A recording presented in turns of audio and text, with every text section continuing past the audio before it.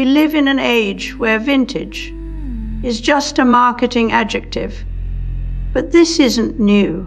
In the early 20th century, wax museums and historical reenactment kits sold past glory as a product of convenience.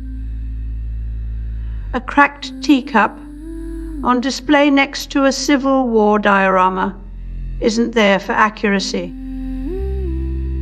It's there to sell authenticity as a feeling. The illusion of history being real is less about what happened and more about the emotional currency we assign it. The cracks on that car aren't an accident. They're a calculated aesthetic choice. Bathers called this punctum, the small detail that stabs through and makes something feel real. But when it's used in marketing, it becomes a lie we willingly believe. We are trained to associate signs, wood grain, vinyl records, leather textures, with authenticity, even if they're just digital textures on plastic screens.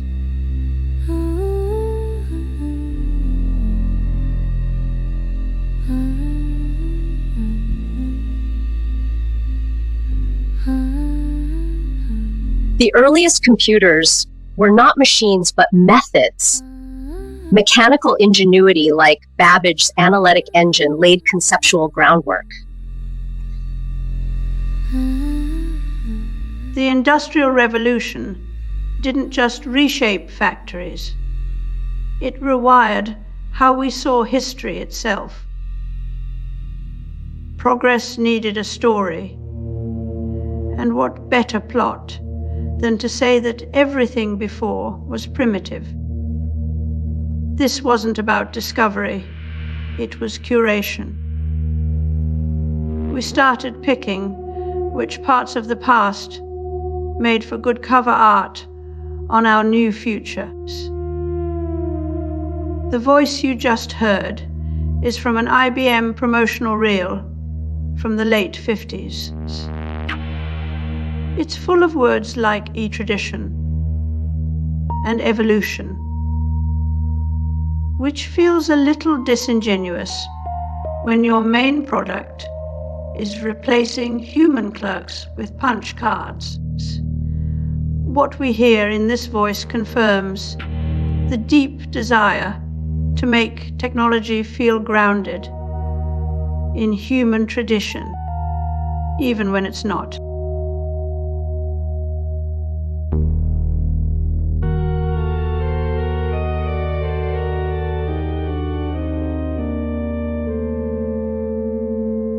Out of air, water, and coal, we produce a fertilizer for which Americans formerly had to travel thousands of miles. Today's AI can write letters that look like they were written by your dead grandfather, but the sentiment is engineered with algorithms, not lived experience. These letters are not just forgeries. They're emotional interfaces designed to make the past feel intimate again. It's a strange alchemy, turning data into memory, code into nostalgia. The result isn't just convincing, it's calibrated to be touching. What does it mean when grief itself becomes programmable?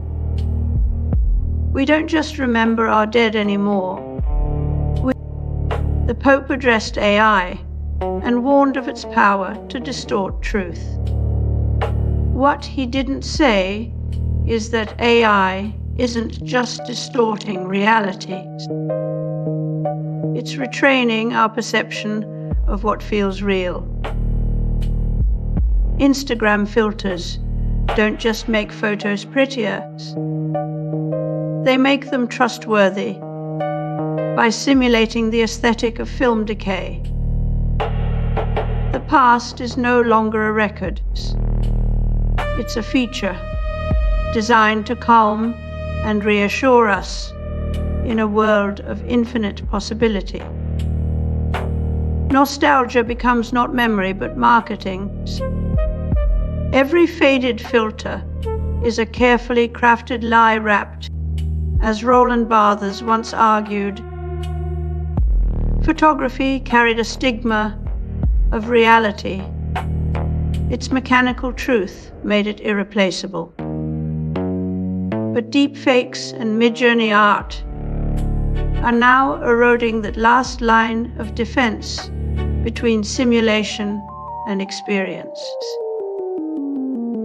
If the camera's promise is no longer trustworthy, what remains to ground us? The past is not just being rewritten, it's being sold as a service, and we're buying it.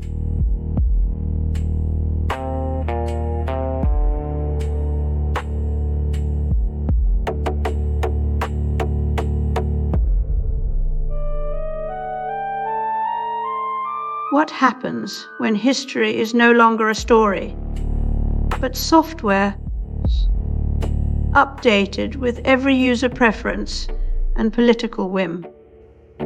If AI can convincingly rewrite entire events based on individual tastes, then what we remember isn't truth anymore. It's an interface. We'll scroll through timelines like app settings, choosing defaults that feel familiar or profitable. The past becomes customizable nostalgia, a product designed not to inform us, but to comfort us with the illusion of continuity.